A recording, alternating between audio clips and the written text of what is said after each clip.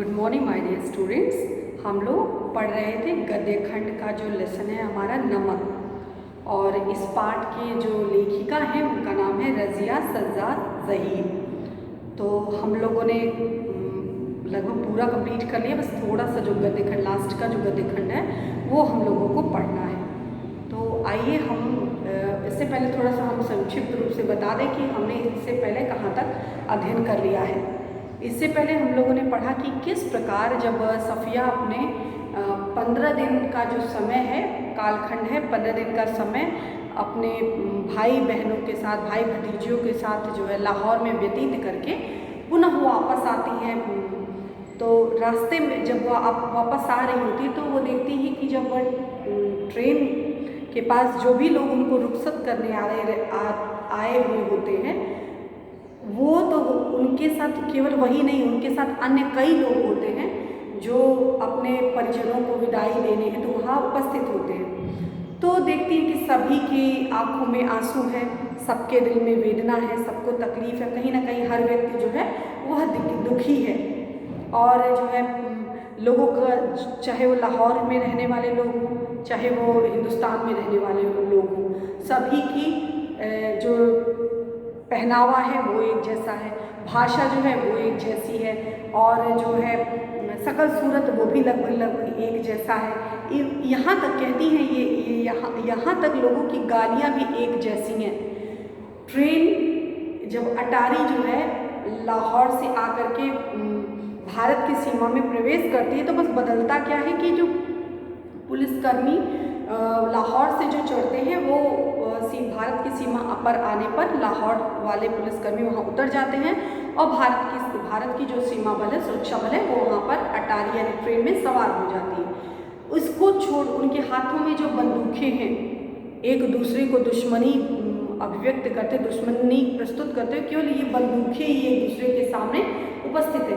इसके अलावा कुछ भी ऐसा नहीं जिसको कहा जा सके कि एक दूसरे के कुछ भी अलग हो, चाहे वो हिंदुस्तान हो, चाहे वो पाकिस्तान हो, चाहे वो बांग्लादेश हो। केवल जो भी बंटवारा है या जो भी आपस में मैल है वो क्या है, राजनीतिक तौर पर है। जो भौगोलिक पृष्ठभूमि में जो बंटवारा है वही केवल देखने को मिलता है। मतलब कि जितने लोग हैं सबकी भावनाएं एक जैसी हैं, सबके विचार एक जैसे हैं, सबके दिल में जज्बात एक जैसे हैं, सबकी एक दूसरे के प्रति सहानुभूति है, कोई किसी के मन में किसी के प्रति कोई क्लेश नहीं है। लेकिन जो भी हाथों में बंदूकें जो है एक दूसरे की दुश्मनी को जो है प्रस्तुत करती है। तो आइए अब हम इसके बाद की जो स्टोरी है वो हम पढ़ते हैं। अमृतसर में कस्टम वाले फर्स्ट क्लास वालों के सामान की जांच उनके डिब्बों के सामने ही कर रहे थे। मतलब अटारी में बैठे, ट्रेन में बैठी हुई, तो वहाँ पर बता दें जब अमृतसर या जब भारत का जो सीमा प्रारंभ होता है तो वहाँ पर कस्टम अधिकारी जो भी होते हैं वे लोग वहाँ जो ट्रेन में बैठे हुए लोग हैं उनके सामान की जांच उनके सामने ही कर रहे होते हैं। साफिया का सारा सामान देखा जा चुका था। वह उन नौजवान कस्टम की ओर बढ़ी जो बातचीत और सूरत से बंगाली लगते थे।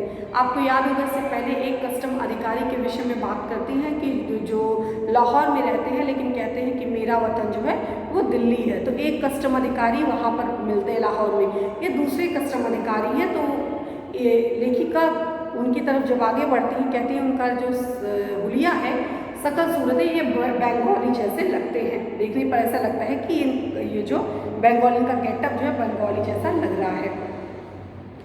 देखिए मेरे पास नमक है थोड़ा सा।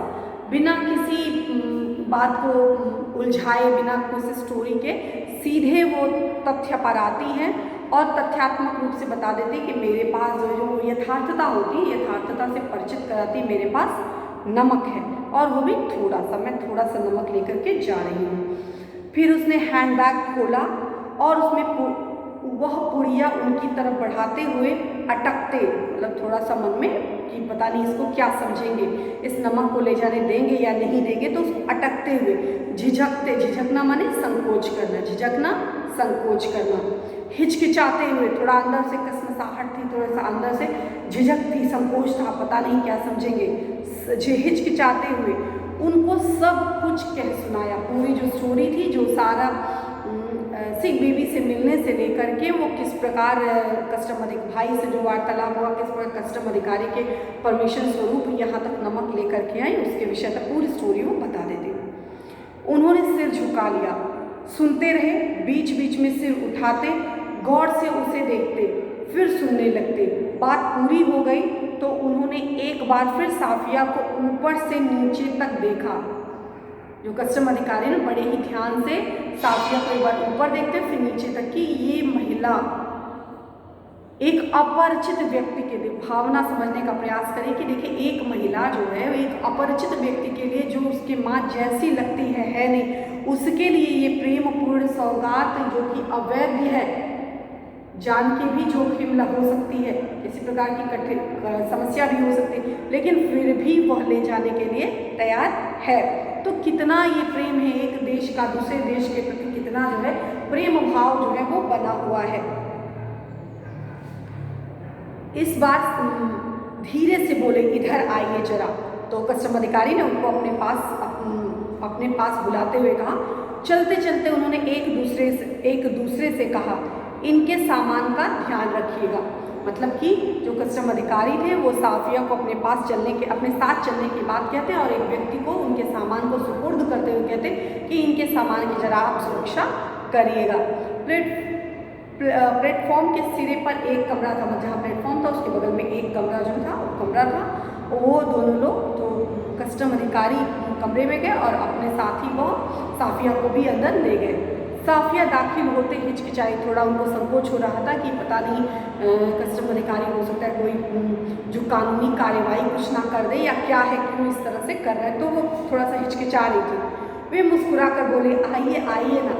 तो कस्टम अधिकारी ने कहा, कोई बात नहीं, डरने की बात नहीं, आइए और आकर के बैठिए।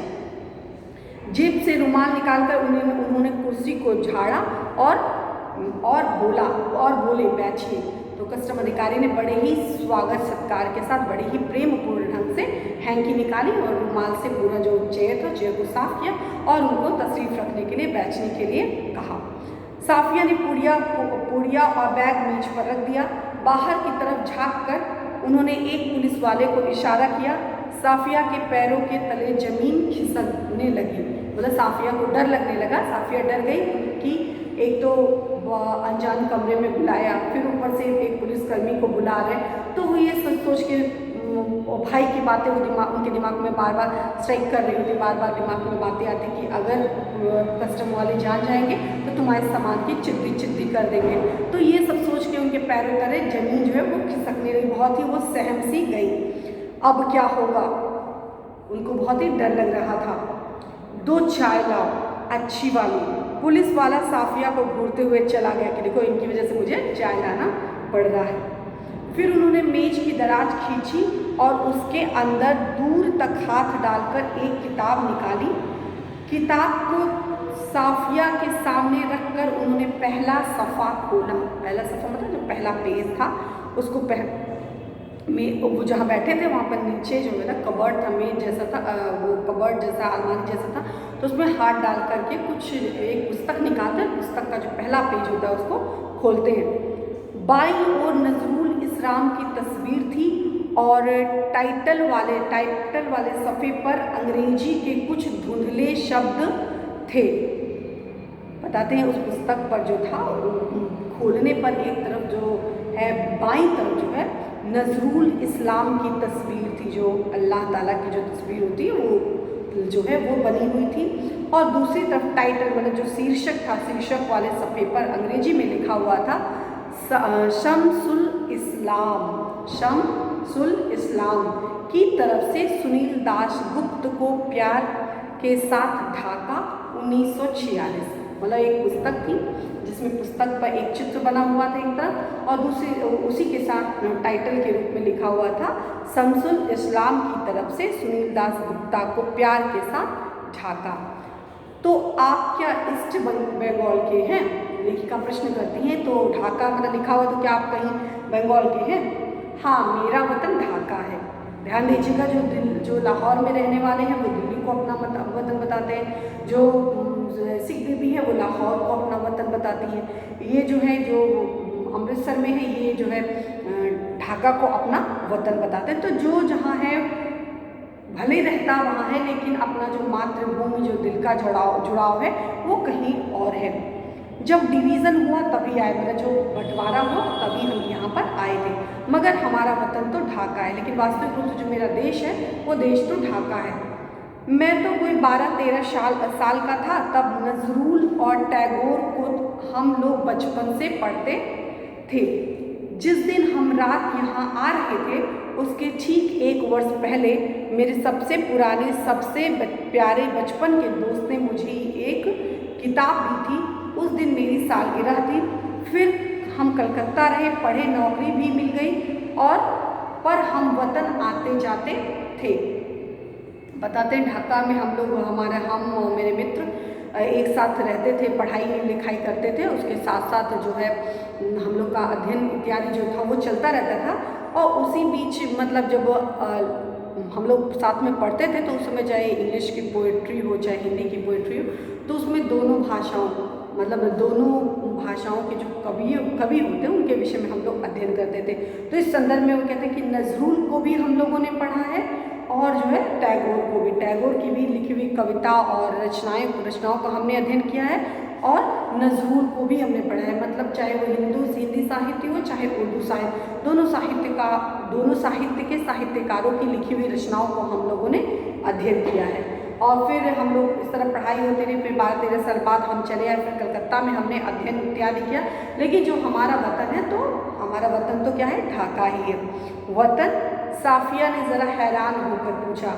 तो जो साफिया थी वो हैरान होकर पूछी कि बात बता रहे कि वो कलकत्ता में है, तो उनका वतन कौन सा। तो वो थोड़ा सा आश्चर्यजनक भाव से पूछती कि आपका वतन मतलब। तो मैंने आपसे कहा ना कि मेरा वतन ढाका है। तो उन्होंने मुस्कुराते हुए कहा, मैंने आपसे बताया ना कि मैं जिसको अपना वतन मानता हूँ दिल से, वो वतन क्या है, वो तो ढाका है। ढाका में मेरा वतन है। उन्होंने जरा बुरा मानकर कहा, मतलब कि एक बार पहले ही बता दिए कि मेरा जो वतन है वो ढाका है, लेकिन पुनः उसी प्रश्न को पूछ रहे हैं। तो इसलिए कहते हैं कि मेरा जो वतन है वो तो ढाका है। हाँ, ठीक है, साफिया जल्दी से बोली। साफिया ने कस्टम अधिकारी की बात में समर्थन करते हुए कि हाँ, समझ में आ गया, आपने पहले ही इस बात को बता दिया है। तो पहले तो बस इधर ही कस्टम था, अब उधर भी कुछ गोलमाल हो गया है। मतलब पहले जो है यहीं पर कस्टम के कुछ नियम, कायदे, कानून थे, लेकिन अभी क्या है, वहाँ ढाका में भी इस तरह से कायदे, कानून, नियम है, उनको बड़े ही सख्ती के साथ जो है पालन किया जाने लगा है। अब जो है दिलों के रिश्ते को अब उतना महत्व नहीं दिया जाने लगा है। ये जो राजनीतिक जो सरहद है, सरहद की जो सीमाएं हैं, इन सीमाओं के जो भी नियम हैं, वो नियम बहुत ही क्रूर कहिए या उन नियमों को बहुत ही कड़े अनुशासन के साथ पालन करने की जो शक्ति है, वो सारी चीज़ें हैं। अब वहाँ धीरे धीरे दिलों की जज्बात, वहाँ भी चीज़ें धीरे धीरे करके ख़त्म होती जैसी लग रही हैं। मतलब सब कुछ गोलमाल वहाँ भी शुरू हो गया है।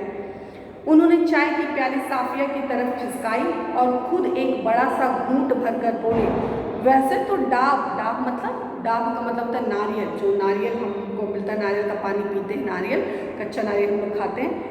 वैसे तो डाब कलकत्ता में भी होता है, जैसे नमक यहाँ भी होता है। साफिया के भाई कहते हैं ना कि तुमको नमक की क्या दरकार, नमक तो तुम्हारे हिस्से में ऑलरेडी काफ़ी पड़ा है। तो वही कहते हैं कि जिस प्रकार नमक भारत में भी है और लाहौर में भी है, लेकिन लोग लाहौरी नमक की आकांक्षा रखते हैं। जो जिस स्थान को अपना वतन मांगता है वहाँ के नमक की बात आकांक्षा करता है। तो उसी तरह से कहते हैं वैसे तो कलकत्ता में भी नारियल है, लेकिन जो वहाँ ढाका का या बंगाल का जो नारियल है वहाँ की बात ही अलग है। नमक की यहाँ भी होता है, पर हमारे यहाँ के जाप की क्या बात, हमारे ज़मीन, हमारा पानी का मजा ही कुछ और है। बताते हैं लेखिका बताती हैं कि जो कस्टम अधिकारी हुआ अपने अनुभव, अपने प्रेम, अपने वतन के प्रति प्रेम जो है उसको अभिव्यक्त करते हुए कहते हैं कि सब कुछ है, यहाँ भी पानी है, यहाँ भी फीलिंग्स है, यहाँ भी जो नारियल है, सब कुछ है, लेकिन जो दिल का जो जुड़ाव है तो वो पानी का स्वाद भी वहाँ का अलग लगता है, वो नारियल भी जो है वो वहाँ का अलग लगता है, क्योंकि वहाँ पर अपनेपन की भावना है, प्रेम की भावना, वहाँ से दिल का जुड़ाव है, इसलिए वो वहाँ का पानी, वहाँ का पहनावा, वहाँ की हर चीज़ें जो है हमें अपनी ओर खींचती हैं। उठते वक्त उन्होंने पुड़िया साफिया के बैग में रख दी और खुद उस बैग को उठाकर आगे आगे चलने लगे। साफिया ने उनसे पूछा, उनके पीछे चलना शुरू कर दिया। मतलब सारी बातें हो गई तो अपने अनुभव को उस कस्टम अधिकारी ने लेखिका साफिया के सामने अपना पूरा अनुभव बता दिया। तो और नमक को उनकी बैग में रख करके बैग हाथ में लेकर के आगे बढ़े कस्टम अधिकारी और पुनः जो साफिया थी उनका अनुकरण करते करते उनके पीछे पीछे चल दी। जब साफिया अमृतसर के पुल पर चढ़ रही थी, जब अमृतसर के मतलब ट्रेन आगे बढ़ जब अमृतसर के पुल पर चढ़ रही थी, तब पुल के सबसे नीची सीढ़ी पर के पास वे सिर झुकाए चुपचाप खड़े थे। होता ना पुल ब्रिज होकर के जाता, तो बताते कि जब वो सबसे ऊपर थी तो वो सबसे निचले पायदान पर जो वो खड़े थे, कैसे सिर झुकाए हुए, मतलब कि सम्मान प्रकट करते हुए। साफिया सोचती रही थी कि किसका वतन कहाँ है, जो जहाँ इस समय एट प्रेजेंट यथार्थ में जो यहाँ रह रहा है वहाँ उस व्यक्ति का वतन है, या उस स्थान पर उस व्यक्ति का वतन है कि जो उसका ओरिजिनल जो वास्तविक रूप से उनकी मातृभूमि है। कौन किसका? सिख बीबी अपना वतन लाहौर को मानती है, कस्टम अधिकारी लाहौर के दिल्ली को अपना वतन मानते हैं, यह अमृतसर का जो कस्टम अधिकारी है, यहाँ का जो कस्टम अधिकारी है वह ढाका को अपना वतन मानता है। तो कौन वतन किसका है, कौन सा दिल का जुड़ाव कौन किसका है, इस बात को जो है महत्व दिया गया। सोचती है कि किसका वतन कहाँ है, वह जो कस्टम के इस तरफ है या जो कस्टम के उस तरफ है, मतलब कि सिख बीबी का जो घर है, सिख बीबी का जो प्रेम है देश के प्रति, तो उनका वतन वास्तविक रूप से कौन है, भारत है या फिर पाकिस्तान। इसी तरह से जो पाकिस्तानी कस्टम अधिकारी है उनका वतन कौन सा है, सरहद के इस पार या सरहद के उस पार। उसी तरह यह जो बंगाली है कस्टम अधिकारी, उनका घर, उनका जो प्रेम है मातृभूमि के प्रति इस तरफ है या सरहद के उस तरफ। ये सोचने वाला विषय है। जिस विषय को लेकर आपस में क्लेश करते हैं, लड़ाई करते हैं, मारा पीटी करते हैं, गाली गलौज करते हैं, एक दूसरे को नीचा दिखाते हैं, चाहे राजनीतिक स्वार्थ के लिए, चाहे सामाजिक सद्भावना समाप्त करने के लिए, चाहे आपस अपने मन की वैचारिक गंदगी को प्रस्तुत करने के लिए, जो भी वजह हो, वजह कई हो सकती है, लेकिन यह सभी क्या है, राजनीतिक रूप से, ये सब बंटवारे भौगोलिक रूप से बस है। कहीं ना कहीं एक दूसरे के प्रति रिस्पेक्ट आज भी विद्यमान है। भले ही जो आम जनमानस है, आम जनता है, वो आपस में एक दूसरे के प्रति सौहार्दपूर्ण प्रेमपूर्ण ढंग से एक दूसरे से जुड़ी हुई है, एक दूसरे के प्रति प्रेम है, और यही प्रेम जो है समाज को एक दूसरे के जोड़ने के लिए बहुत ही प्रमुख है। यही कारण है कि साफिया की जो सिख बीबी थी वो मात्र एक कीर्तन में उनकी मुलाकात हुई थी और उनका कोई रिश्ता नहीं था, लेकिन माँ जैसी बस दिखने में लगती थी और कोई रिश्ता नहीं था, लेकिन फिर भी उनके लिए, उनके प्रेम के लिए, उनके लिए उपहार स्वरूप नमक देने के लिए वो कितनी जद्दोजहद करती हैं, कितना प्रयत्न करती हैं, अपने भाई से कितनी लड़ाई करती हैं, कितना वाक युद्ध होता है, किस प्रकार वहाँ के अमृतसर के जो लाहौर के जो अधिकारी हैं वहाँ से उनसे किस प्रकार वार्तालाप करके अपने मन की बात बताती हैं और किस तरह नमक ले जाने के लिए उनसे आग्रह करती हैं। सेम उसी तरह से यहाँ भी अधिकारी से किस प्रकार उनकी वार्तालाप होती है। तो अंत में वह यह सोचती हैं कि समझ में नहीं आता, आपस में सरहदें हैं, इतनी दीवारें, ऊंची ऊंची दीवारें हैं, आपस में इतना क्लेश है, और फिर भी जो है आपस में एक जो प्रेम जो है, आपसी सौहार्द जो, आपसी समरसता जो है वह विद्यमान है। तो यह इस प्रकार हमारा जो नमक पाठ आज कंप्लीट हुआ। कल हम लोग इस पर आधारित जो कुछ महत्वपूर्ण प्रश्नोत्तर है उसके विषय में हम लोग अध्ययन करेंगे। तो आप लोग इस पाठ गद्यखंड को पढ़िए, गद्यखंड पर एक गद्यखंड पर आधारित जो भी महत्वपूर्ण प्रश्न बनते हैं उनको अपने शब्दों में लिखने का प्रयास करिए, और जो प्रश्नोत्तर है वो हम आपको दे देंगे। पहला प्रश्न क्या है, साफिया के भाई ने नमक की पुड़िया ले जाने को क्यों मना कर दिया। तो आप प्रश्न पढ़िए और उसका उत्तर अपने शब्दों में लिखने का प्रयास करिए। धन्यवाद।